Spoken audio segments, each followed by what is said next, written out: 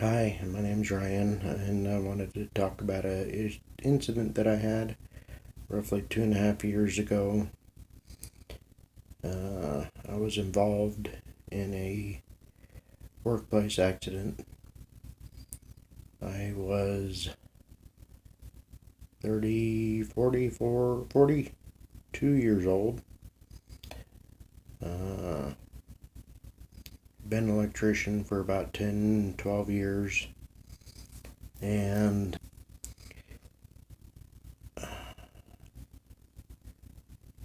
I am still pretty bitter about what occurred.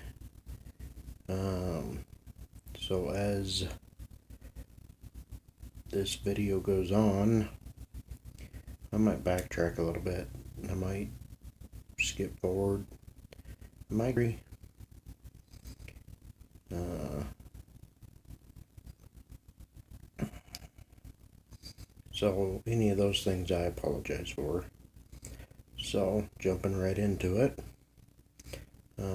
Like I said, I'd been an electrician for about 10, 12 years. I was on a new construction job site. And as hierarchy goes, it went apprentice, me, a journeyman electrician. It went to a foreman. Then it goes to general foreman. And then it goes to superintendent. There could be multiple superintendents. It goes to the general contractor, and then basically to whoever the client, whoever we're building up for. So I woke up one morning, get ready to dress, go to work. It's a Saturday morning, nice spring morning. One of the first warm days that we had. Got to work, everything was normal getting there.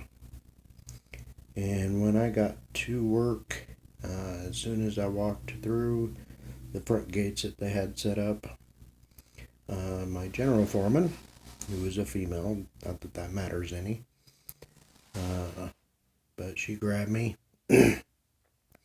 and in a kind of a hurried voice asked me to told me that we needed to get this temporary power up and running. So, excuse me, if you're not, there are a few different types of voltages. You have low voltage, which is anything under 600 volts. Medium voltage, which is over 600 up to 50,000 volts. High voltage, 50,000 to infinity. And I was currently working with medium voltage, which was 15,000 volts. I showed up to work. She, like I said, in a hurry type feeling, she said, we need to get this up and running today. On the substation, it goes into what they call a medium voltage switch. The medium voltage switch then fed two different places.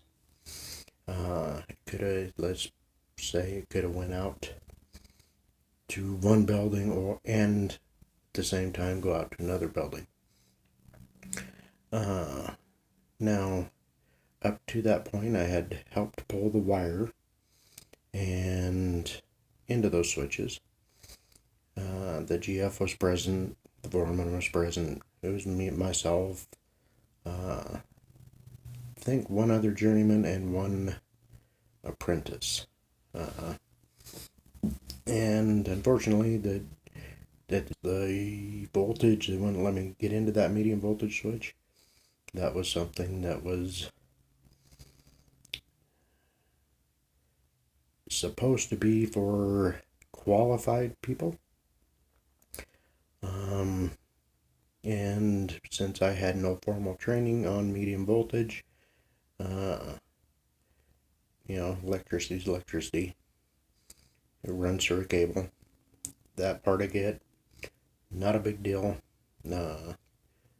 And we pulled the wire in, but I wasn't allowed to get into that piece of gear. I wasn't allowed to see the diagrams that are inside. Because once again, I wasn't trained to do it. So the foreman, general foreman, were placing locks so that we could pull the wire.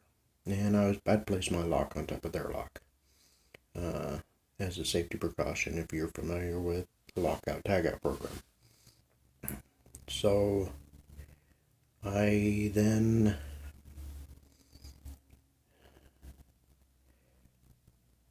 after we got done pulling the wire, it took us longer than what they expected. We ran into a couple problems. It wasn't just a straightforward come in, pull it, and go home. That's what we were hoping for. We came in one night while everybody was gone off the site. Tried pulling the wire. Wire got stuck. The head of the wire broke. So we had to pull it back out, come back in the next day, and pull it back out. The night after that, we went and attempted again. This time we changed a few things, trying to see if we could get this in. Pulled it in again, and once again, we got about halfway, roughly halfway, and it stopped. Broke the head. Everybody's getting frustrated, not just me, not just foreman or foreman or general foreman. The client was the general contractor was getting antsy. So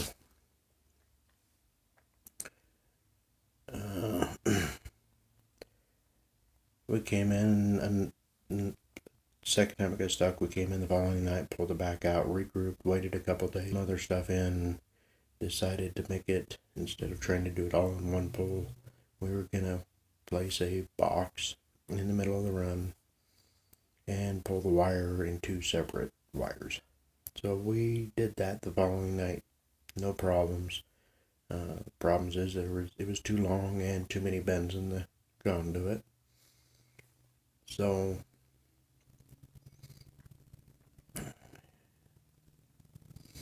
we finally got the wire pulled in. Now, again, wasn't trained on how to splice it as far as they were concerned. That particular company wanted you to be trained. And I was trained. I've seen it done before, but they wouldn't allow me to do it. Fine. Bring somebody in qualified. It's perfectly fine with me. So it sat there for a few more days. They got the people in to make up the wire, splice it together, make up both ends of the cable to be able to energize it. And that was going to a transformer. So that morning I walked in, again, GF, General Foreman, in a hurry, seemed to be in a hurry, and by this point I was just happy to assist. Now, this was roughly 3 days after they had made up the ends of the cable. And I'd been around that transformer a few days, every day really, and it was sitting wide open. The heads on them were made up, and they were wrapped in a garbage bag to keep the moisture out, and had tape around the bottom, again, just to make sure that moisture stayed out. So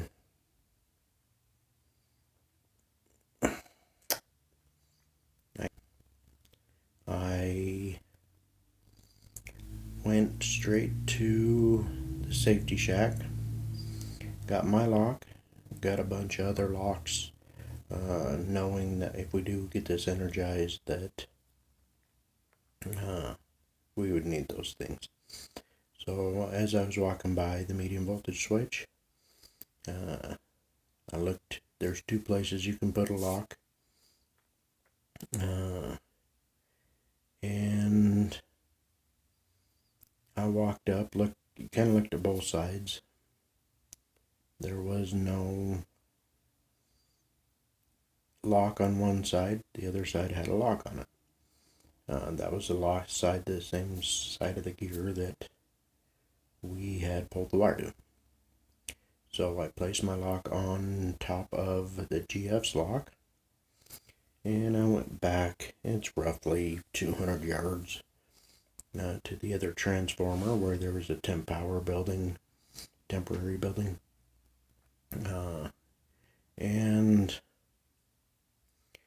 so after I placed my lock, I went back to that building because I know once you turn on the transformer, it automatically feeds into that building.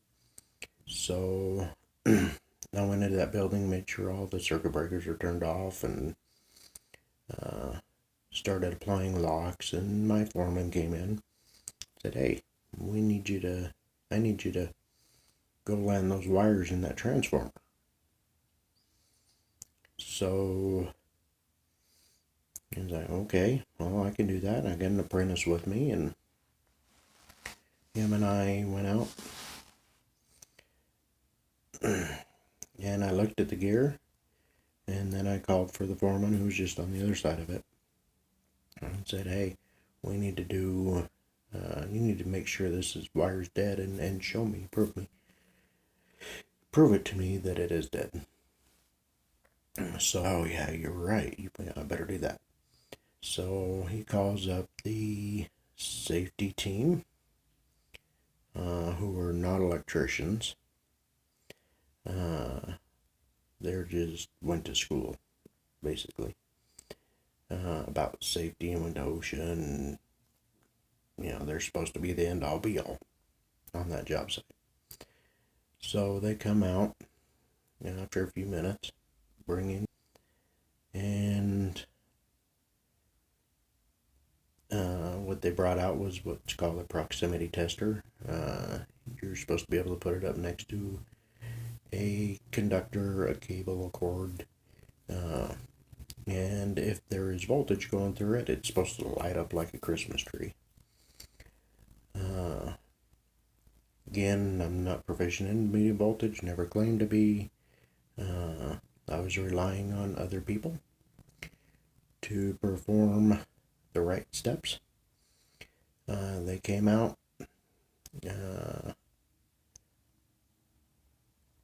The foreman got the equipment from them.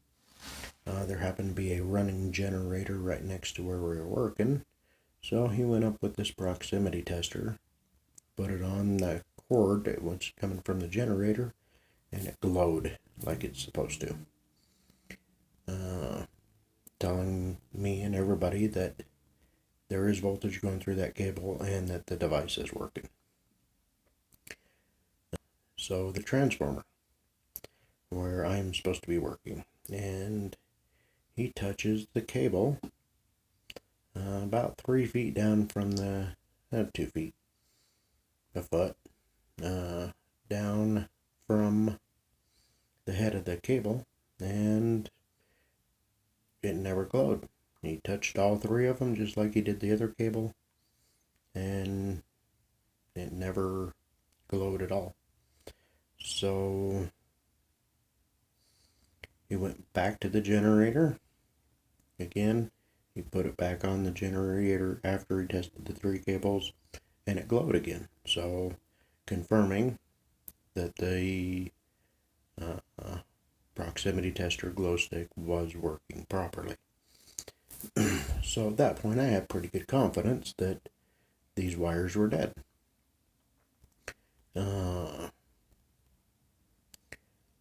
I then proceeded to go up to the transformer. Foreman comes over, says, hey, you need to put this glue, or not glue, it's lubrication on all the rubber parts to stop it from rubberizing over time and degrading and going bad. It's just supposed to help it in the long term. So put that on and then plug everything in. And it's pretty much like a wall outlet. It's bigger, but that's the easiest being non-electrician. So I grabbed the boot, the first one, pulled it, unwrapped it, pulled it back from the generator as far as I could go, as far as it'll let me go. Put lubrication on it. Excuse me. Put lubrication on it. Went up to the transformer. Said, oh, well, I better put some on this piece of the transformer. So I put some of that lubrication on there. I then plugged it in. Seated it on there. Make sure it was on there nice and tight. And grabbed the second one. There's 3 of them total. So I grabbed the second one and I pulled it back as far as I could.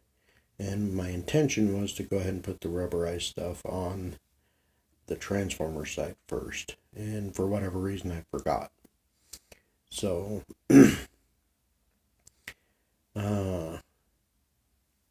I pulled it out. As far as back again, as far as it goes, roughly about 3 feet.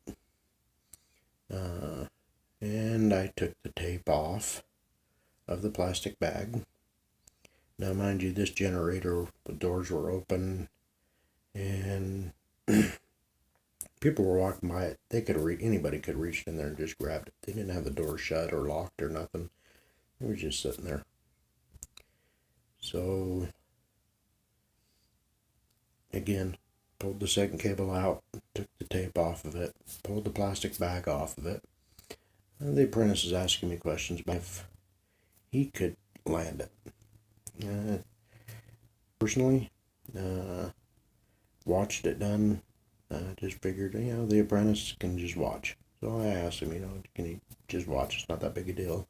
And I was just pointing out some features on it and touching it with my hand. So if this is it, I was assuming this is different parts. And I was just naming them off to him. Won't bore you with that stuff. So after I got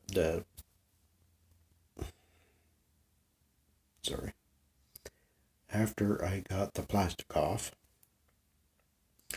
I went ahead and put some lubrication on my finger again, just right here on the end, and I rubbed it all over that boot again.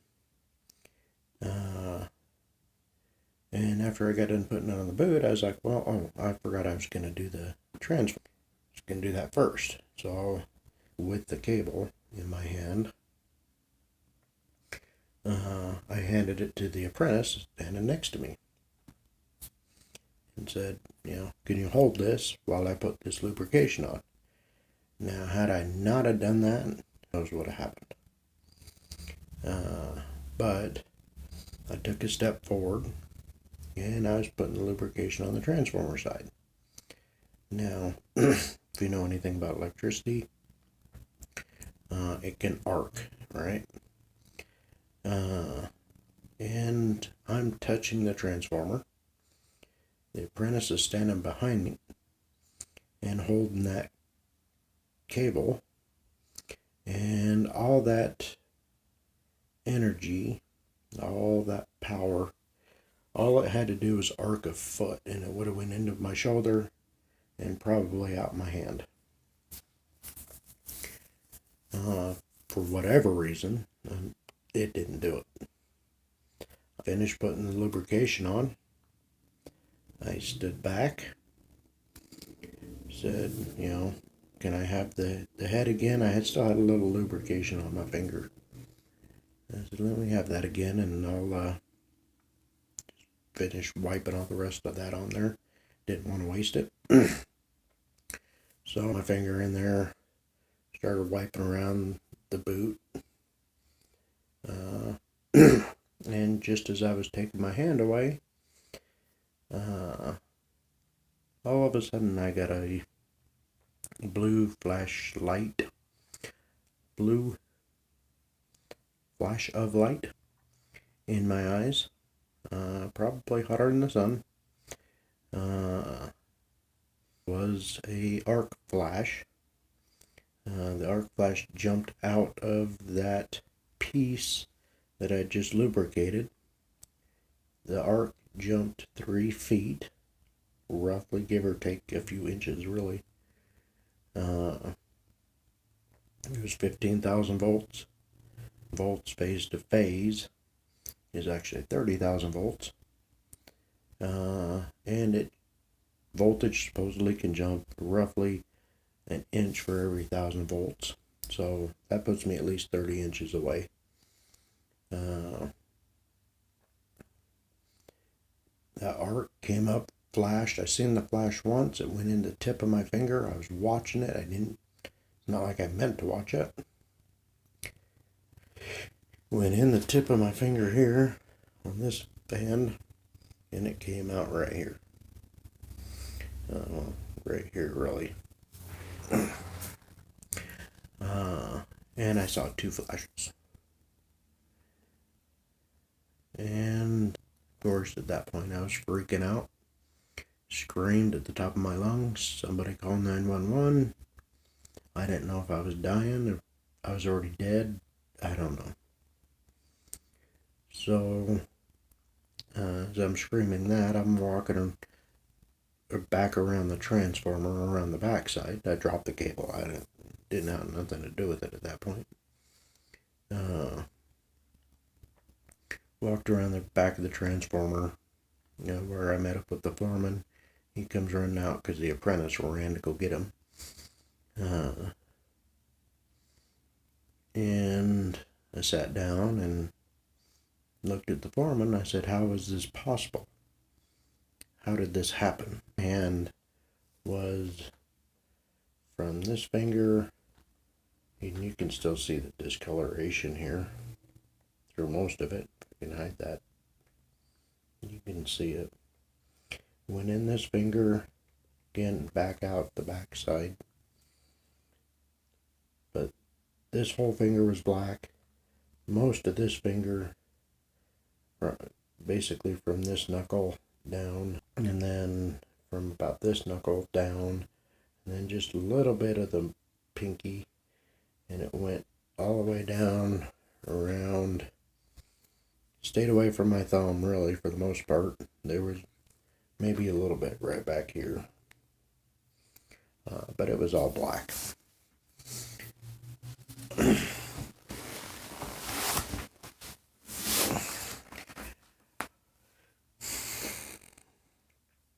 And as a foreman, how is this possible?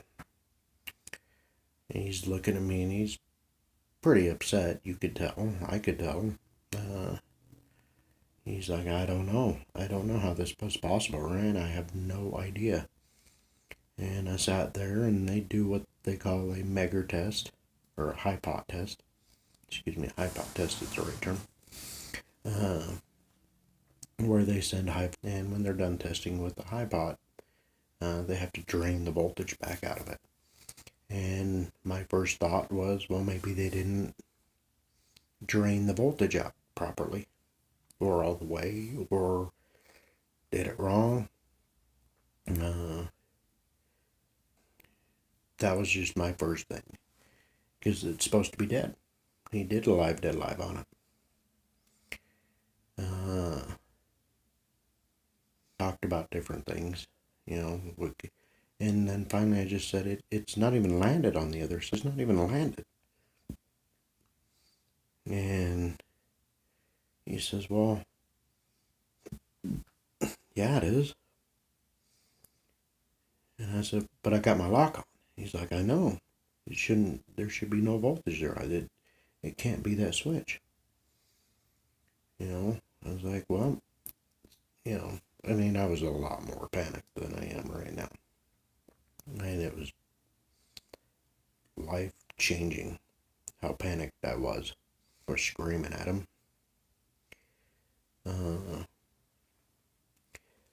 Next thing I know, safety's coming around the corner, puts me in their buggy,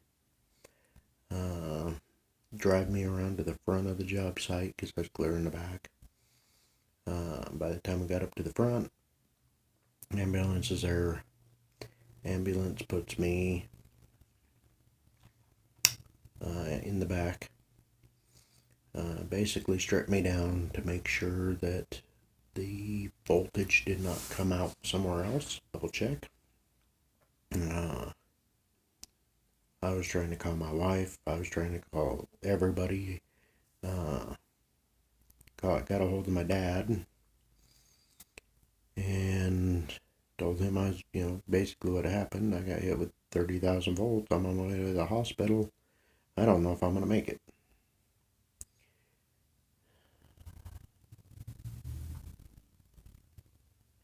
So,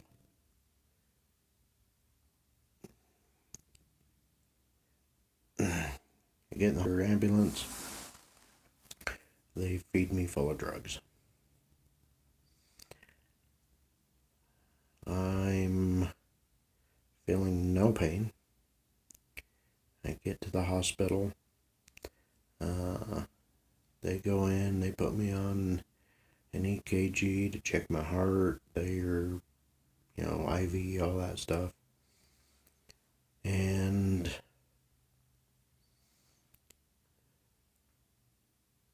safety comes in.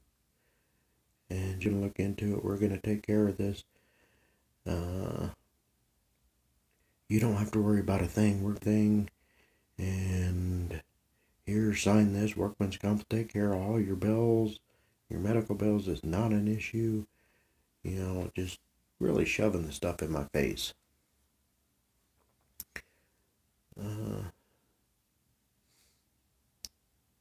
So I signed it. Hindsight being 2020, probably shouldn't have done it. You ever get in that traumatic situation, you're gonna sign it.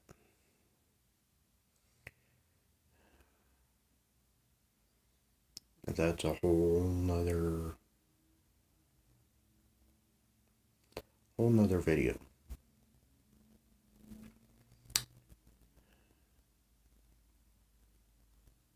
They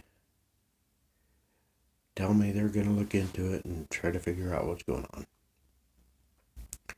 So, in the hospital, we talked to a burn clinic and scheduled me an appointment for Monday morning to keep me, not send me home until they've run other tests to make sure I'm not going to die on my way home or before I get to the burn clinic.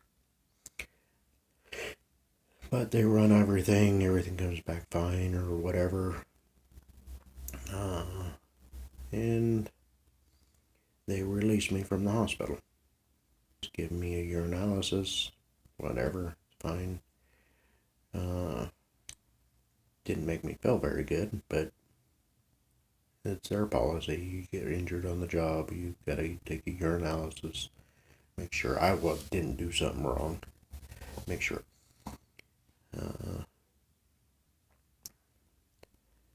They drive me back to the job site. Bandage on my hand, drugged up, and safety wants to give me a ride home, make sure I get home safe because I'm drugged up. A good friend of mine showed up at the job site. He lived an hour and a half, 2 hours away, and he was at the job site when I got there. I didn't call him. Somebody called him. Really dear friend of mine. Just as I'm ready to leave, he's telling the safety guys that he's going to take me home. The safety guy refuses. So they just I was living in my fifth wheel at the time at home. I was 500 miles away from home.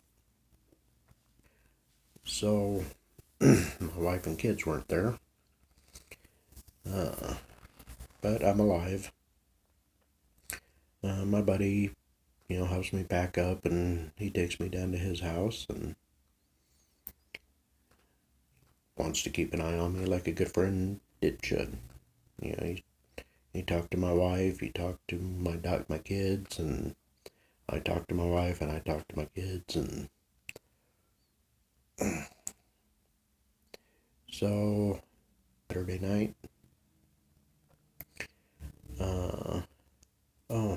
When I got back to the job site after leaving the hospital, when I pulled up in there, and she says, "Oh my God, we had another incident.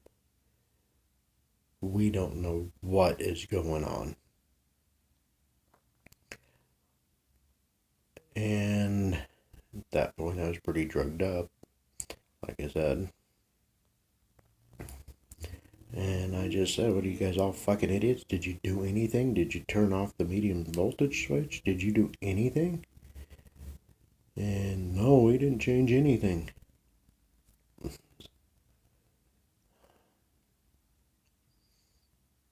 Again, I could probably rant on for hours. I'm not trying not to. I'm already at 30 minutes.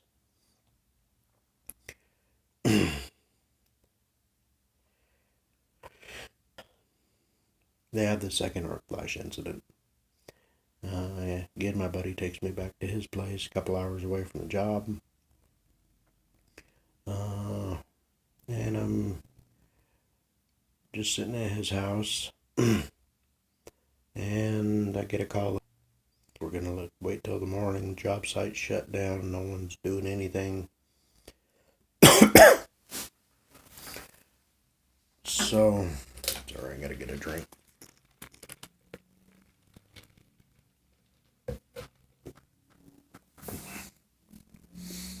Sunday comes,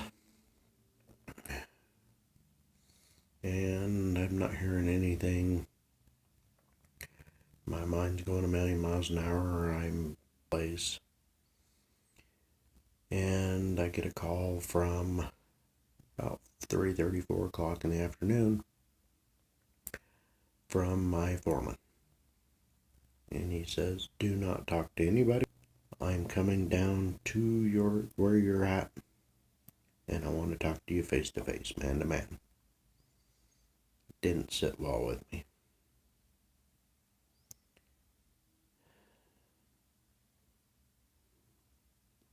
I said, and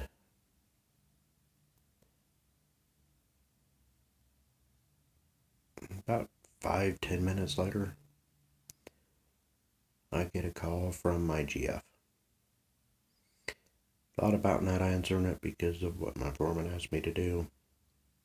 I had to answer it. And it was probably a good thing I did. Because with that news, had that foreman been in front of me, I don't know what I would have done. I don't know if it was do what I did when he got there, or way worse. So I answer the phone. She proceeds to tell me that when I was hooking up the wires and I had my lock on, that it was live the whole time. That the switch, remember when I was saying you could feed two different sources, the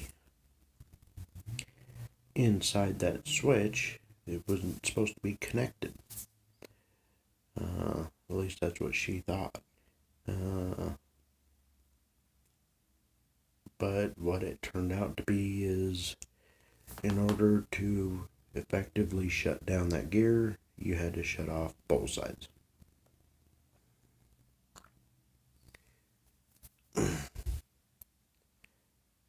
At that point, again, I reiterated, well, why did you land the line side, which is the side that's feeding it? So if you take an extension cord, the plug into the wall would be your line side. The TV, where it plugs into the television itself, would be the load side. As electricians on new construction, typically, and I advise this of all electricians out there anywhere, any level, never, if you can help it, never ever ever ever land the inside before you go land the load side. It just adds more danger.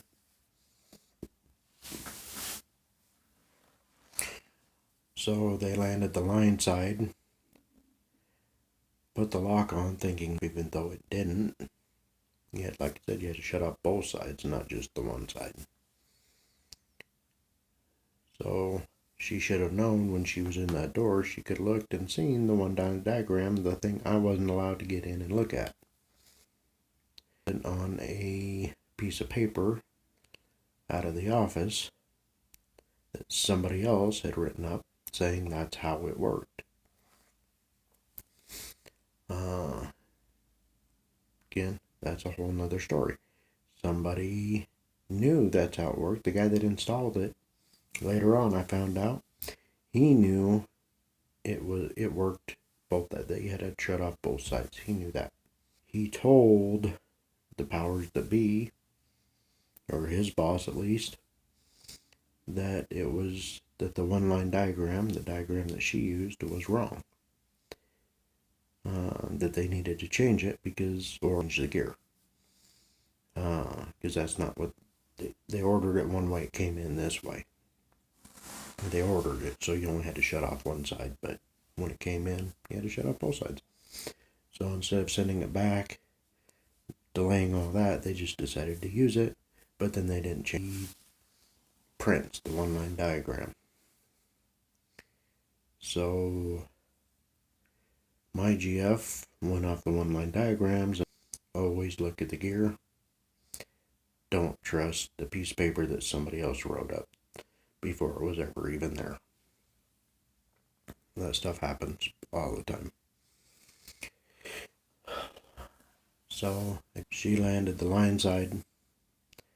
That transformer was sitting open for 3 days. Anybody could have walked by, grabbed it. Anybody. It didn't even have to be an electrician. It could have been just a worker cleaning up.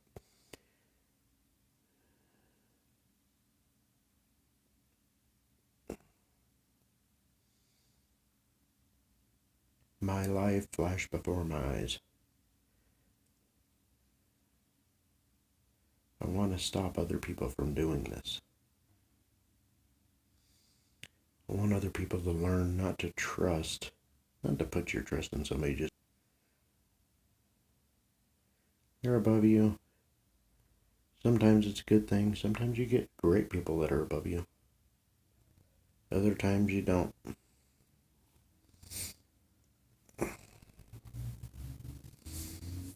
So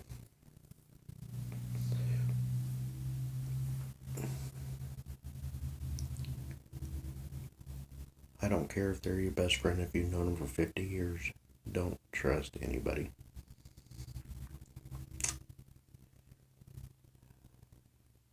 We'll see if anybody reads this, anybody responds to it. I know it's long, but it's a good story, I think. I get the message out. I was in a class today about it was a first aid CPR class, and it was the new job site. This was, like I said, 2.5 years ago. I've since moved on, different contractors, different job, different state. And I went to this first aid CPR class, and somehow it came up. It was probably under the burns. It was under the burns section of the first aid CPR, and the instructor, who was also the head of the safety team at the new job site, think how much I trust them. Asked me, well, somebody came out and he just asked me what happened. So I gave him a quick 2-minute version of what happened. And he says, well, oh, I remember how it came up. Nope, that wasn't it. It wasn't about the burns.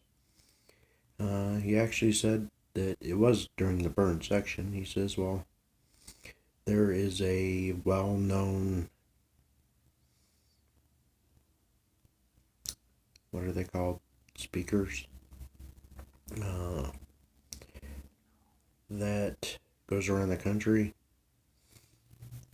And motivational speaker, thank you, sorry. That got burnt. Totally different. He was in a gas plant. And he says, one of the guys on the job site knows this guy. He's a motivational speaker, goes around the country. We're going to get him to come out, but this guy wants $18,000 to come out and talk. And I chuckled kind of during class, and I said, I'll do it for half that price. And how my 2-minute version came out, because then he asked me what happened. And now, because it's my employer, I get to stand up and try to make a chaotic situation safer. All construction's chaotic. They try their best, but it's a bunch of individuals, not one team, and not everybody thinks because they're better off. Motivational speaker. I would love to tell people my story, get it out there. And especially electricians. It goes past as electricians, really. They're not trusting anybody, but, those are my brothers, my sisters out there, working in an unsafe environment and putting themselves at risk when they really don't need to. So that's kind of why I made this video. Is I'd like to get one electrician to another. So tell me what you think. Give me feedback, I guess. I don't have nothing to offer you. Thanks for watching it. Maybe later I'll get into a little bit more detail if I get feedback.